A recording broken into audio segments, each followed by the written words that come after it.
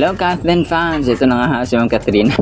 Ang kakulitan ni Box Office Queen, no? Sabi nito ayon sa chismis kasi nag-ugat ito dahil dito sa kanilang contestants, no?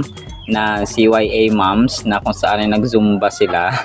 Tapos sobrang nakakasabay yung mga kasambreros kasi di ba may nag-split, no? Yung binubuhat nila sa taas mga kasambreros. Tapos si Jovelyn daw yung pangalan, no? Hinanap nila. Bakit daw siya nag-split? Sabi niya, siya daw yung pinakamaraming anak. Sobrang nakakatawa itong mga CYA moms. Tapos grabe ang great ng kanilang costumes mga kasambreros. No? Tapos nag-sample sila. Yun yung time na nag-sample sina Melay, si Eugene at saka si sobrang kulit ni Box Office Queen mga kasambreros. Dahil nga parang ginawa niyang pamaypay, nagsayaw-sayaw siya mga kasambreros, and knowing Ma'am Catherine na sobrang galing nitong sumayaw mga kasambreros. So nakakatuwa dito kasi sabi ng mga nanay bago sila mag-start ay nagchichismisan muna sila. Sino daw yung pinagchichismisan nila? Mga sarili-sarili lang din nila ng mga kaibigan mga kasambreros, no? Sobrang kulit naman ito mga kasambreros. Lalo po si Ma'am Catherine dito na game na ginawang pamaypay at saka yung props nila mga kaso sa costume. So and then nakakatawa rin kasi dito apat sila nag-guest, no? Dito sa mga CYA moms mga kasambreros na meron pa silang 68 years old na kasama, no? Imagine dito naka-learn din sila Ma'am Catherine na sana pagtanda nila ganun din yung gagawin nila na may mga group of friends sila na enjoy lang ang buhay kasi nga pag tumatanda kailangan i-enjoy lang talaga ang buhay mga kasambreros, lalong-lalo na may mga kaibigan ka na super close mo at nagkakasundo kayo mga kasambreros. So ito po ay apat silang nag-guest mga kasambreros. Tapos mamaya na si Sir Alden. And then ito, so si Ma'am Catherine, no, spotted din sa backstage. Ito yung time na nag-golden buzzer siya kay Ma'am Jasmine. So si Ma'am Jasmine ito, sobrang lapit niya mga kasambreros, no? Filipino-American siya.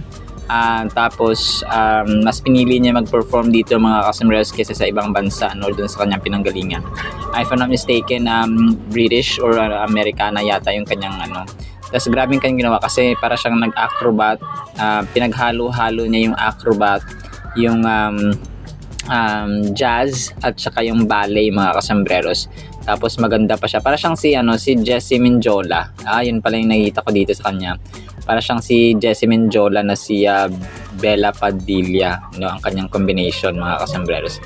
Tapos ang kakulitan dito mga kasambreros, nagkwentuhan sila tapos kumuha ng upuan pa talaga sila doon. Tapos pinatikim siya ng isaw, no, yung si Melay, syempre, knowing Ma'am Melay.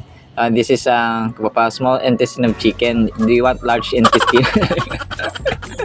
Sabing ganun ni Mela. Sobrang kulit lang mga kasambreros. And then yun nga, no, talagang nakukulitan at saka natutuwa yung mga judges na mas pinili niya yung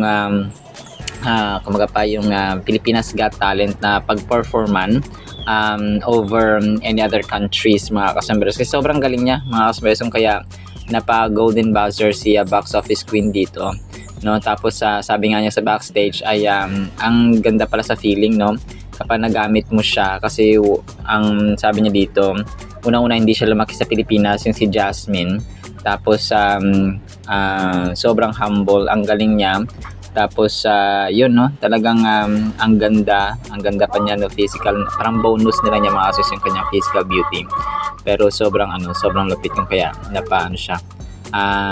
napa golden buzzer mga kasambreros. So sobrang kulit dito mga kasambreros ni Ma'am Catherine at saka ni Melay.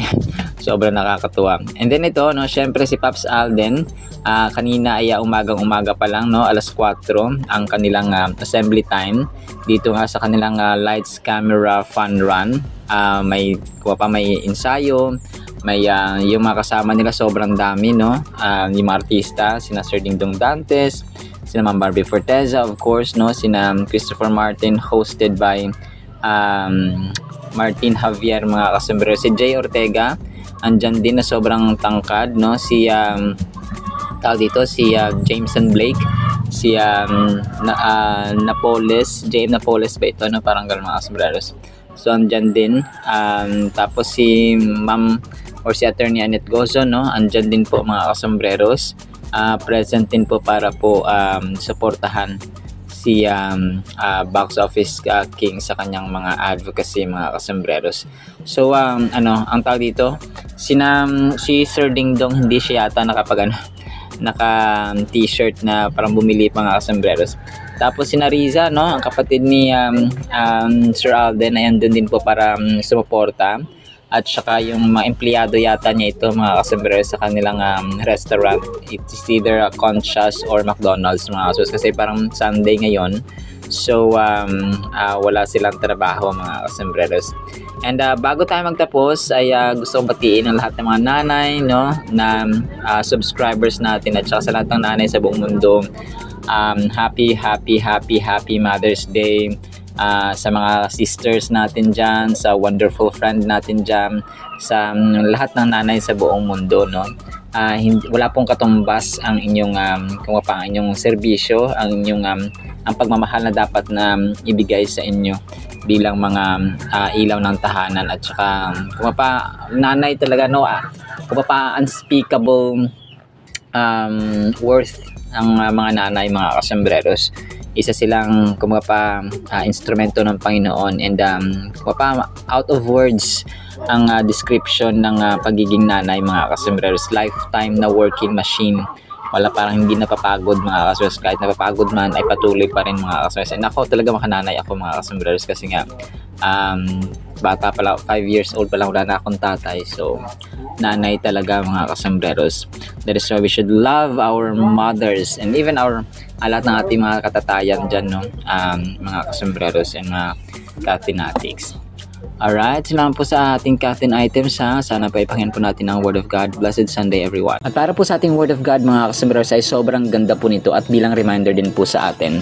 Ang title po ay Walang Time kay Lord. Isaiah 9:13, For the people do not turn to Him, to God, who strikes them, nor do they seek the Lord of hosts. Sa Tagalog po, ngunit hindi pa rin magsisisi ang bayan kahit na sila'y parusahan. Ayaw talaga nilang magbalik loob kay Yahweh na makapangyarihan sa lahat. So, very relevant ito, mga kasombreros. Nowadays, bihira na lang ang mga kabataan, ang mga kananayan, ang katatayan, ang mga tao in general, mga kasombreros, yung talagang naglalaan sa salita ng Panginoon, yung tipong magbabasa ng Biblia. Mas prefer pa nila talaga yung cellphone yung hawak nila, kasi na-entertain sila. Libang na libang ang tao, mga kasombreros, sa social media nowadays, kasi merong TikTok, merong Facebook Reels, may YouTube, no, may Facebook, and may any other apps pa, no? May mga games pa yung iba. May mga pina-follow sila, mga influencers, mga vloggers, mga content creators.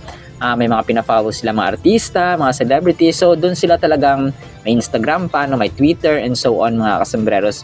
So doon sila naglalaan ng maraming panahon, maraming oras ba sa araw-araw.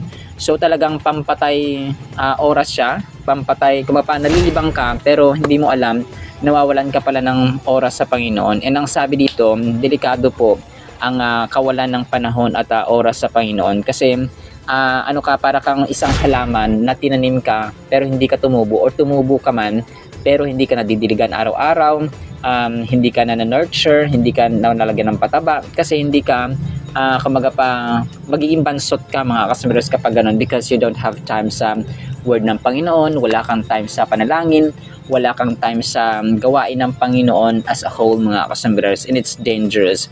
So sabi dito ay kahit naparusahan daw yung mga tao ay wala sila. So this was description ng mga tao sa Israel, kasi parang nung time na yun ay nagrebelde sila sa Panginoon, and wala silang panahon, at saka hindi na hinahanap ang Diyos na kahit naparusahan sila. So ang Isaiah 9:13 ay tungkol po ito sa unyielding rebellion ng mga tao ng Diyos against sa Kanya, highlighting the refusal to turn back to Him despite experiencing hardships and judgments. So ito yung sasabi natin na sometimes kahit na gumagawa tayo ng tama din at gumagawa na mabuti, or kahit na walang time, so may nilalagyan tayo at pinapadalhan ng Panginoon ng problema, ng trials, no, ng hardships, mga kasombreros, and difficulties para po para ipa-realize sa atin na wala lang tayong time sa Panginoon, wala lang tayong hindi natin siya hinahanap, wala lang tayong love sa kanya, wala lang tayong takot and so on. So ito po ay nag-illustrate, yung verse na ito nag-illustrate ng deeper theme of spiritual blindness, okay? Pagkabulag, mga kasambreros. Ang physical na blindness alam natin no, kasi wala tayong makita syempre, pero kapag spiritual blindness, ito yung isa sa mga challenges, mga kasembreros, na hindi mo alam na spiritually blind ka pala ng mga bagay na kinaaliwan mo, no? Kinaubusan mo ng oras mo araw-araw, busy ka parati, ang agenda mo ganito, may checklist ka na magagawin mo araw-araw, so wala dun sa agenda mo ang Panginoon, mga kasembreros, or magbasa ng Biblia, for example, mag-Bible study, mag-devotional. So yun po yung spiritual blindness, and delikado yan kasi when you are blinded by the world ng mga daily agenda mo araw-araw, trabaho for example, mga good things naman ito, no? Kapag hindi na natin mababalance at hindi natin binibigyan ng schedule ang ating ang Biblia, ang panahon sa Panginoon, so doon po ang tinatawag nating judgment ng Panginoon later on, at saka yung mga consequences ng pagiging ayaw mo nang hanapin ng Panginoon at saka walang panahon sa Panginoon, mga kasembreros. And ang passage na ito ay nagre-reflect sa ating human condition nowadays, no? At saka ina-highlight nito yung tendency ba na mag-rebel, maging rebelde tayo towards Panginoon, no?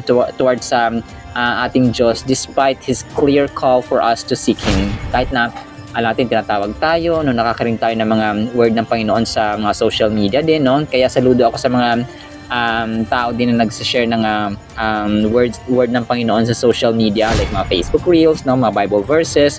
So pagpalain nawa sila lalo, mga kasembreros. At nag-indicate din ito ng yung mga tao ba, rather than turning towards divine guidance, are choosing a path of disobedience and isolation. So ito, mas malala din ito, mga kasembreros, kasi ang mga tao, for example, may mga hardships sila, may mga problema sila sa relationships, no? Problema sa trabaho, problema sa kung saan dyan, mga kasembreros.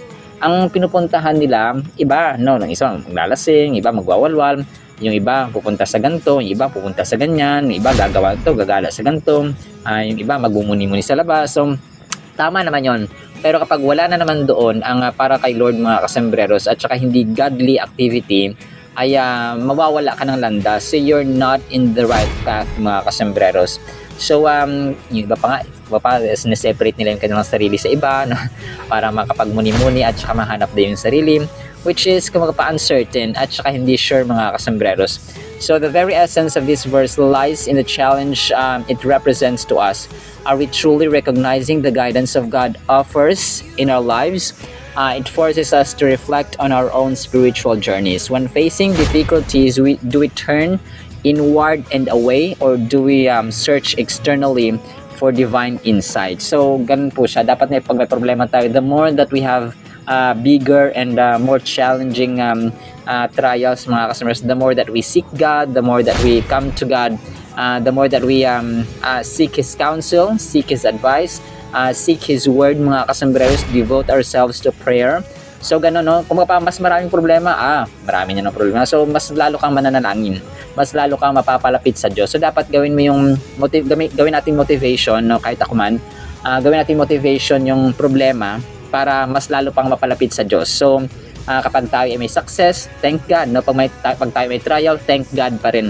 So ganun dapat ang buhay natin bilang mga anak ng Diyos, kasi yun ang dapat. At saka ang Diyos natin, hindi na tayo ilalagay sa isang problema na hindi natin kayang lampasan, because nakita niyo yung level ng faith natin, yung level natin, kung kaya ba ng anak ko to, sige, bibigyan ko to kasi hindi ko siya pababayaan. So ganun, mga kasembreros. So always have that in mind, na yung greatest trials, greatest challenges, or greatest battles are given to the greatest soldiers. So kung ang level mo ay pang 5-star general, so expect na yung challenge natin ay ganun din po kataas, mga kasembreros. So kunwari kapag konti lang yung problema, ay parang kukonti lang, parang nakita ng Diyos na hindi pa kaya ng anak ko to, kasi pang agent or pang private lang yung level niya, or pang hindi pa pang colonel, ganun, mga kasembreros.